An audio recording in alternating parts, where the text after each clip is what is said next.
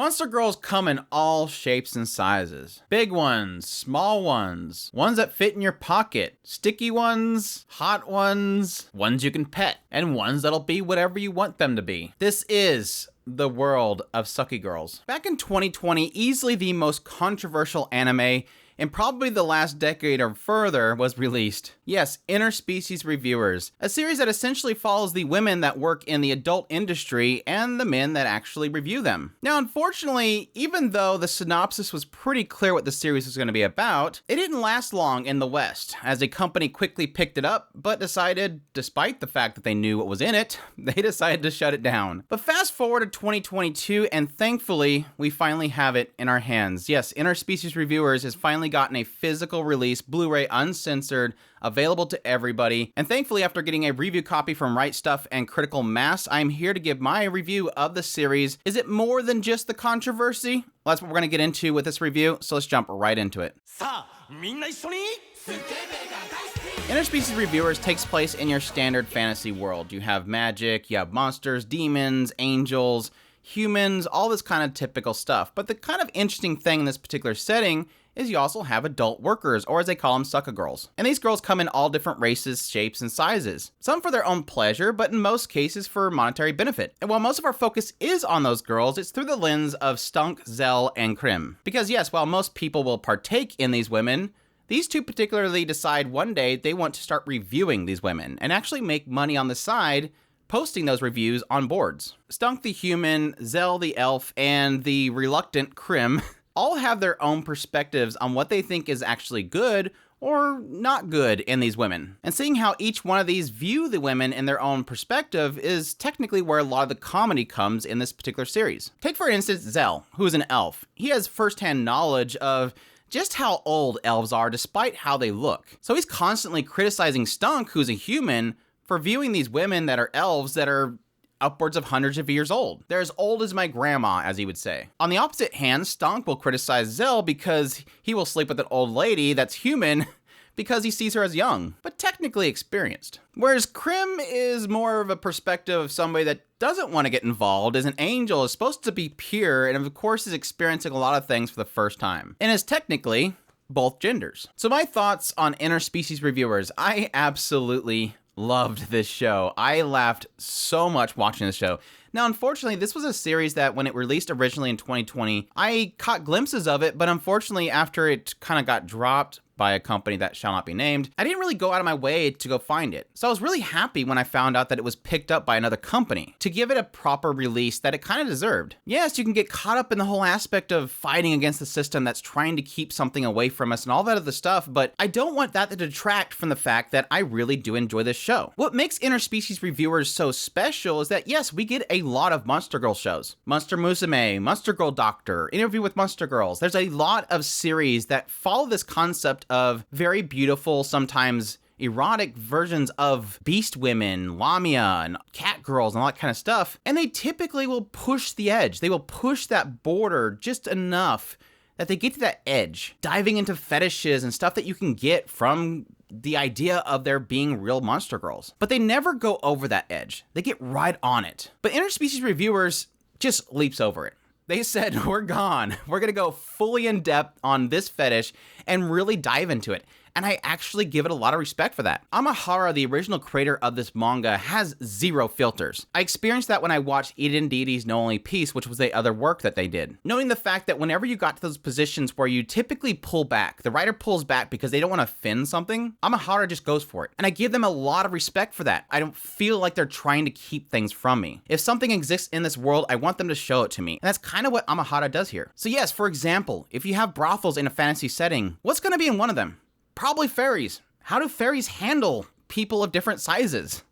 It gets into that. Yes, technically succubuses and lilims, those things are more in the questionable area. How do they handle those? How do the visitors handle those? Again, Amahara does not have filters, so they won't shy away from really getting into how that stuff is handled. Both being comedic, but at the same time making a realized world. And honestly, after watching the series and looking back, that's really the main reason why I get so upset at the idea of a series being censored, blocked, or not allowed to be released, is because I think that there's a story here to be told, and the writer has a lot of guts to really get into it. And so I think it really is one of those things that does deserve a release. It does deserve people to be able to see it. Because let's be honest, brothels in the adult industry exists. And these women aren't doing this stuff willingly. And yes, having these adventures score them and criticize them is technically the other side of the coin. It's a bold, different take on the Monster Girl genre, and one that I think has been sidestepped a little bit too much. Now, granted, I think that there's plenty of mangas out there that really get into this stuff, but getting it fully adapted was refreshing. Now, I talked about them for a little bit. Yes, I really do enjoy Stunk, Zell, and Krim. Like I said before, you technically get different perspectives of how they view the world itself and these monster girls. And I do enjoy the fact that they're technically similar to me, and the idea that they're people that took a hobby, which is reviewing these women, and turn it into a business. The idea that they once did it for fun, but now they can actually make a living doing it. Yes, their main priority here is to enjoy themselves whenever they can, but it does turn into a concept where each time they go to visit one of these brothels, coming out of it, they'll have this whole segment where they'll go through each one of these characters, explain why they like something or dislike something, and then give a score to it. And they even have times that despite them giving a negative score, a lot of people will enjoy the review just because they see something written in the review that they actually want. They don't care about the score. Like, for instance, most of them didn't care to go to an egg-laying event, but even still, a lot of the Lamias are still going to be enjoying that idea because the reason why they didn't enjoy it, they will enjoy it. It gives more credit to it than just being, yes, technically borderline hentai. Which does lead me into something that I do have to address here. This is a fully uncensored version of the series. And yes, there is a lot of nudity, there is adult content, it does not shy away from really anything. Like I said, it's basically hentai. But it's not just a hentai. It has great characters, it has great chemistry, it has comedy, it has some fantastic writing, and yes, some really quirky and interesting insights into what at least Amahara feels, the inner workings and the outer workings of a lot of these monster girls. Yes, a lot of it's fetishizing, but a lot of it's really kind of getting into how would a brothel be for a Cyclops? What are the insecurities of a Cyclops? How when you go into a Cyclops' brothel, you're not asking about the size of their chest or anything, you're asking about the size of their eyeball. So when you ask for the biggest size you can get, you're going to get a big eyeball. And they're probably going to want you to lick it. They're going to want you to lick it. I had so much fun watching this show. It was just absolutely hilarious. The licking the eye thing, like I said, the Liliums and them slamming against the wall, just wanting somebody to come in there. Yes, the fairy having to critique if they can allow or not allow a guy into there. The skeleton. How to make a skeleton happy. There's a lot of fun in here, and I laughed literally several times every single episode. I could not wait for the next episode to really jump into. It's a series that, like I said before, I really wasn't expecting much out of. Like I said, I was expecting just another Monster Girl show that's all about fetishizing Monster Girls, the what if scenario.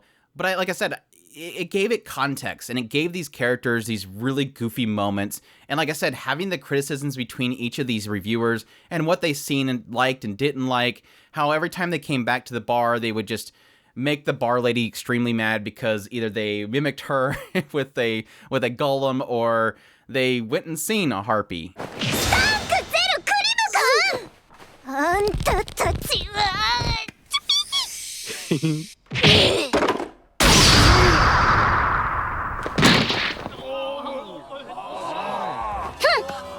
It was a lot of fun. It's easily one of my favorite anime comedies, and I'm surprised of how much I enjoyed it. Just keep in mind, yes, this is a full-on adult show.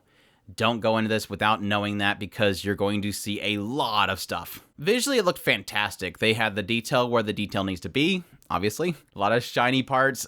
It definitely looked fantastic. So with that said, I have to give a salute to Critical Mass and Right Stuf. Thank you guys so much for giving this a proper Western release, a full uncensored Blu-ray release of the series with soundtrack in steelbook, and you get a free art book along with it, which doesn't have any character art in here, which is kind of disappointing, but it has like every single episode, all the storyboards, it has backgrounds, it has even included manga that's in the back of it as well, which is fantastic. Like I said, I'm kind of a huge fan of Amahara at this point, so anything that I can get of their works is fantastic. With that said, I hope this video stays up.